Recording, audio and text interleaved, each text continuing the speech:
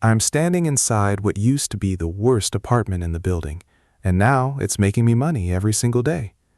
But when I first saw this place, I almost walked out immediately.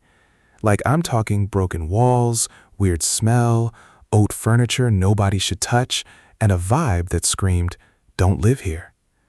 But somehow, this same place turned into my first real money machine, and I still don't fully believe it started like this. Let me rewind, because I wasn't some real estate guy. I wasn't rich. I wasn't even stable.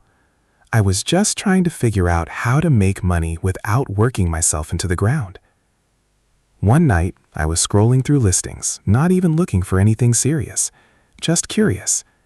And I saw it. A studio apartment. Ridiculously cheap. Like, there's definitely something wrong with this cheap. Most people would scroll past it in half a second. But I didn't. Because I was thinking differently at that point. Not, would I live here? But, can this make money somehow? So I rented it. Sight unseen. No plan, no design idea, no business model. Just a feeling that there was something here other people were missing. When I got the keys and opened the door for the first time, I immediately understood why it was so cheap. And honestly, I almost regretted everything right there on the spot. But that was also the moment everything started. I remember just standing in that apartment for a solid minute, not moving, just taking it in. Because it wasn't just old, it was neglected. Peeling paint, old carpet that looked like it had seen every bad decision in the city, one window that didn't fully close, and a kitchen that honestly felt like it hadn't been updated since forever. And my first thought was, yeah, I might have cooked myself with this one. But then something else kicked in. Curiosity. Because the cheaper something is, the more people assume it's useless. And I kept thinking, what if it's not useless, just misunderstood? So I didn't leave. I started walking around the place again, slower this time, looking at space, layout, light. And that's when I noticed something important. Even though it looked terrible, the structure wasn't bad. The room had decent natural light from one side. The layout was simple, no weird walls, no wasted corners. It wasn't a bad apartment. It was just an ugly one, and that difference mattered more than I realized. So I made a decision right there. Not a full plan, just a direction. I'm not living here. I'm turning this into something people actually want. That night, I went home and started looking up everything I could about short-term rentals, Airbnb setups, and content spaces. I didn't even know what I was building yet. I just knew one thing. If I could make this place look even 50% better, it might not just cover rent. It might actually make money. The next few days, I basically lived in planning mode. Not physically in the apartment, but mentally I was there 24/7. I kept going back and forth, taking photos, measuring rooms, imagining different setups. At first, it felt kind of stupid, like who turns a broken apartment into a business idea? But the more I looked at it, the more I realized something. People don't pay for apartments, they pay for experiences, and this place had potential to become one. So I stopped thinking like a tenant and started thinking like a system builder. I made a simple plan. Fix only what matters visually, don't overbuild, keep it clean, aesthetic, and rentable fast. No luxury renovation, no big investment, just smart upgrades. Paint, lighting, furniture. That's it. But I still had a problem, money, because I didn't have enough to fully transform it. So I did what I always do when I'm low on resources. I got creative. I sold a few things I wasn't using. I picked up extra small jobs for quick cash. Anything just to get enough to start. And once I had even a small budget, I went all in on making the apartment look completely different. Not perfect, just good enough that someone would say, yeah, I'd stay here. And that was the goal, because I wasn't trying to impress people. I was trying to get the first booking. The first day of renovation felt chaotic, not in a dramatic way, more like controlled panic. I was painting walls myself, watching tutorials on my phone, moving furniture around, realizing halfway through that I probably should have measured things better. But I kept going anyway, because stopping would have meant admitting it wasn't going to work, and I wasn't ready for that. The apartment slowly started changing. Not instantly, but step by step. The ugly walls started looking clean. The lighting made the space feel bigger. Even the same old room suddenly didn't feel as depressing. And that's when something interesting happened. The more effort I put in, the more I started seeing potential instead of problems. Like my brain switched modes. I wasn't asking what's broken.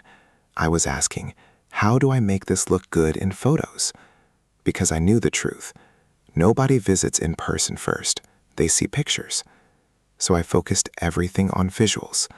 Clean angles, natural light, minimal setup, neutral colors. No clutter, no distractions. Just a simple, aesthetic space. Then came the moment I'd been waiting for. I listed it. Not with confidence, more like nervous hope. I uploaded photos, wrote a basic description, and hit publish. And then I just stared at my phone like it owed me an answer. The first hour, nothing. Second hour, nothing. I started thinking maybe I misunderstood everything. Maybe this was just a cool idea that doesn't actually work in real life. But then, my phone lit up. The first message came in late at night. Simple text. Is this place still available? And I swear my heart actually jumped a bit. Because it wasn't just a message, it was validation. I replied instantly, probably too fast. We talked for a few minutes. Dates, price, basic questions, nothing complicated. And then they booked it. Just like that. No big negotiation, no hesitation. First reservation confirmed. I remember sitting there staring at my screen like, wait, it actually worked? But I didn't celebrate yet, because one booking doesn't mean a business, so I treated it like a test. I went back to the apartment before the guest arrived and checked everything again, cleaned it twice, adjusted small details, fixed things I didn't even notice before, because now it wasn't just my project anymore. It was someone else's experience. The guest arrived the next day. Normal person, nothing dramatic, but when they walked in, they paused. That small pause said everything. Not, wow, luxury. More like, oh, this is actually nice. And that was enough. They stayed, no complaints, left a good review. And that review changed everything. Because after that, more bookings started coming in. Slow at first, then steady, then consistent. And that's when I realized something important. This wasn't about owning an apartment. It was about turning a space into income. And I had just proven it worked. Once the bookings started coming in consistently, everything got more real, fast. Because now I wasn't testing an idea anymore. I was managing a living system. Guests checking in, guests checking out, messages coming in at random times like, hey, where's the Wi-Fi password? Can we check in early? Is there parking? At first, I answered everything myself. Every message, every detail, every problem. And I didn't realize how exhausting that would become. Because the apartment wasn't the hard part anymore. The people were. So I had to adapt. I created templates for replies, simple check-in instructions, cleaner rules, faster communication, anything to stop the chaos from slowing me down. And weirdly, the more organized I got, the smoother everything ran. Then I started noticing something even bigger. Some weeks were fully booked. Some days I had gaps. And instead of ignoring it, I started analyzing it. Why were certain days empty? Why did some photos get more clicks than others? Why did pricing affect bookings more than I expected? That's when it hit me. This wasn't just renting a place. It was a system of optimization. So I made small changes, adjusted pricing based on demand, improved photos again, tweaked the listing title. And every small change made a noticeable difference. More bookings, higher consistency, less stress. And that's when I stopped thinking, I own an apartment, and started thinking, I run a rental business. But the real shift came when one guest said something before leaving. You should honestly do more of these places. And that idea didn't leave my head. That comment stuck with me way longer than I expected. You should honestly do more of these places. At first, I just smiled it off like it was nothing. But later that night, I kept thinking about it. Because they weren't wrong. I wasn't just lucky with one apartment. I had taken a broken, unwanted space and turned it into something that printed money consistently. So the question wasn't, did it work? The question was, can I do it again? That's when everything shifted. I started looking for another cheap apartment. But this time, I wasn't guessing. I had a system. I knew what layouts worked, what photos converted, what fixes actually mattered. No wasted money, no emotional decisions, just process. And when I found the second place, it was the same story again. Cheap, ugly, ignored. But now I didn't see problems. I saw potential. And I replicated the exact same formula. Minimal upgrades, clean design, fast listing, optimization based on data. And it worked again. That's when it hit me fully. This wasn't about one apartment. It was about a repeatable model, a way to take low-value spaces and turn them into income-producing assets.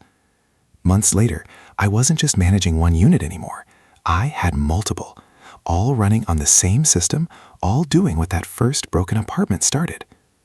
And looking back at it now, it feels simple. But at the time, it felt like I discovered something people overlook every day. Value isn't always missing. Sometimes it's just hidden behind neglect. And if you know how to see it, you can build something out of almost anything. Before you go, hit that like button and subscribe for more unbelievable stories just like this one. See you in the next story.